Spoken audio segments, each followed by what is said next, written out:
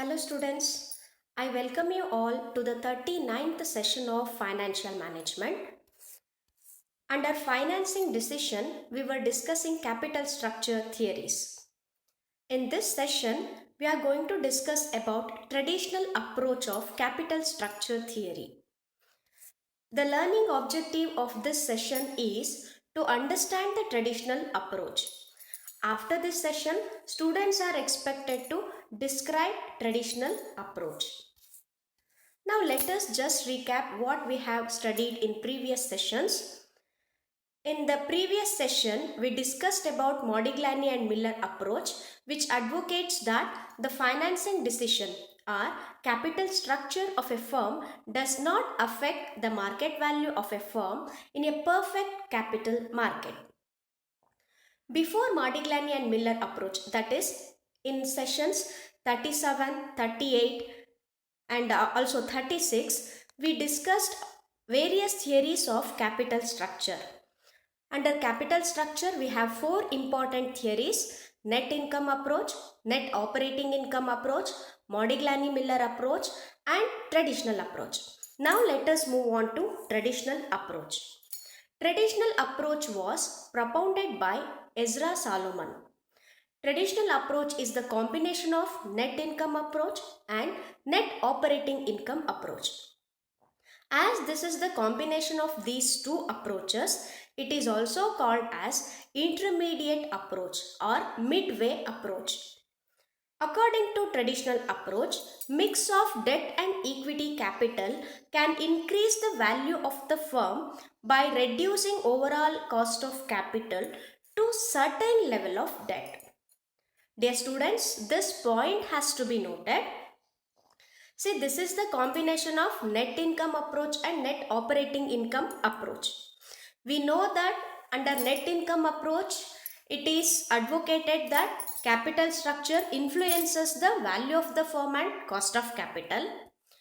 Under net operating and income approach, it was discussed that there is no relevance of capital structure for value of the firm and cost of capital.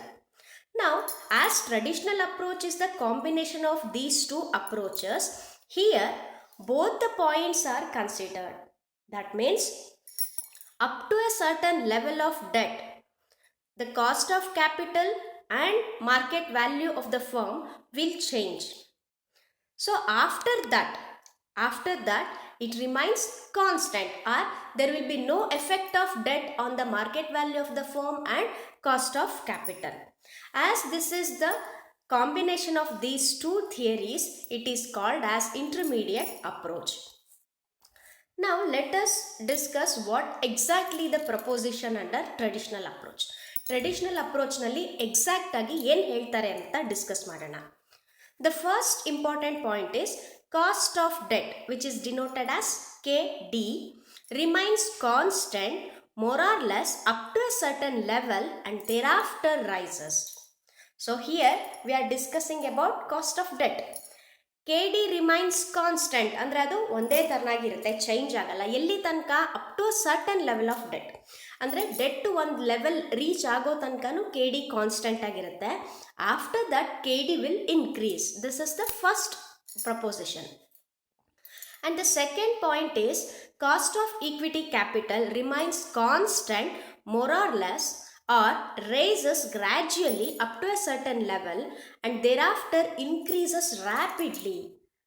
See, this is what the difference between KD and KE. KD increases, but KE increases rapidly after certain level of debt. The average cost of capital, KW, decreases up to a certain level of debt and remains unchanged more or less. So cost of overall capital, or we can say that weighted average cost of capital, that will remain unchanged. So up to a certain level it may decrease, and after that level it will be constant or it remains unchanged.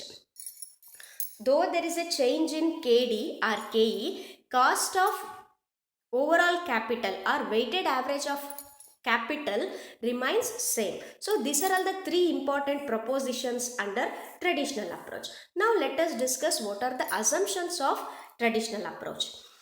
So as usual, there are only two sources of funds used by a firm: debt and equity. Shares means it is equity, and the firm pays 100% of its earning as dividend. That means there will be no any retained earnings, and total finance remains constant.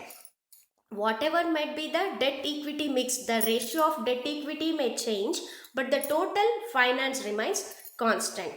Operating profits are not expected to grow. That means operating profit will remain same. The business risk remains constant. Firm has perpetual life. That means it is assumed that firm will going to continue for a longer period. The investors behave rationally. So these are all the important assumptions under traditional approach. Now, how we calculate, how to solve problems under traditional approach. This is nothing but EBIT and EPS analysis, which we have done in the previous session. So we arrive at EPS and we compare the EPS at various capital structures or various combinations of debt equity mix. ಬೇರೆ ಬೇರೆ ರೀತಿಯ ಆಲ್ಟರ್ನೇಟಿವ್ನಲ್ಲಿ ನಮಗೆ E P S ಎಷ್ಟಿರುತ್ತೆ ಅಂತ ನಾವು ನೋಡ್ತೀವಿ. So ನಾವು ಬೇರೆ EBIT EPS ಅನಾಲಿಸಿಸ್ನಲ್ಲಿ ನಾವು ಹೇಗೆ ಪ್ರಾಬ್ಲಮ್ ಸಾಲ್ವ್ ಮಾಡ್ತಾ ಇದ್ವಿ, ಅದೇ ರೀತಿ ನಾವು ಪ್ರಾಬ್ಲಮ್ ಸಾಲ್ವ್ ಮಾಡಿ ಟ್ರೆಡಿಷನಲ್ ಅಪ್ರೋಚ್ನಲ್ಲಿ ಯಾವ ಕ್ಯಾಪಿಟಲ್ ಸ್ಟ್ರಕ್ಚರ್ ಬೆಟರ್ ಅಂತ ನಾವು ಡಿಸೈಡ್ ಮಾಡ್ತೀವಿ. Hope you understood the session and enjoyed the session. Thank you.